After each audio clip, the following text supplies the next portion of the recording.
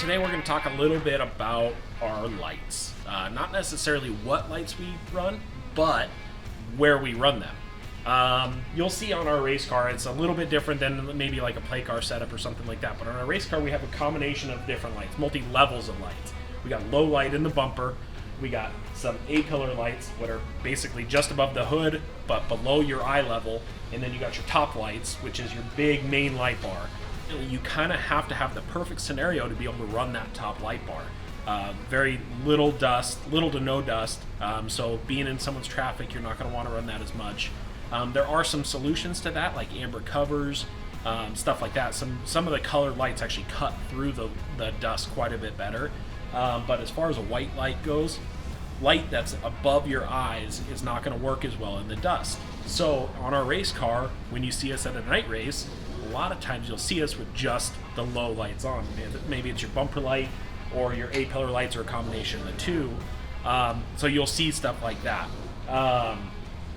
When we're right on someone, if you're in the dust really bad, you want as low of light as possible. Just like your fog lights in your truck, in the bumper of your truck, same concept applies here. If you can get an amber cover on it, it cuts through it even better. But that low light really cuts through the dust, doesn't affect your vision quite as bad, and you can still see majority of what you're driving through. A lot of times you'll see different lights with different beam patterns in them. They either have a wide beam, a spot, or like a Euro or a driving beam, something along those lines. Basically where those come into effect is basically where the light is located at. Up top you may want more of a spot. It's a longer distance light, something that's going to go further than what the wide beam is or the flood beam. What we really like running, especially on the A-pillar lights here, is a combo. Basically it's got 4 LEDs in it. It's got 2 floods and 2 spots, so you get a little bit of distance, a little bit of flood. It's a nice even light throughout.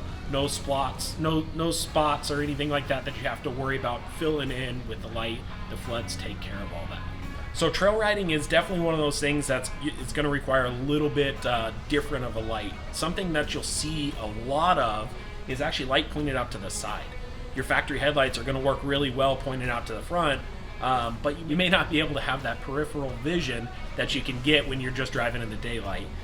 So a lot of guys will actually take those lights and kind of point them outward and kind of just swell them out to where it gets just on the outside of the factory headlights. Lets you light up the side of the road a little bit. Definitely an awesome setup for trail riding, a little bit slower pace, not as much dust, stuff like that.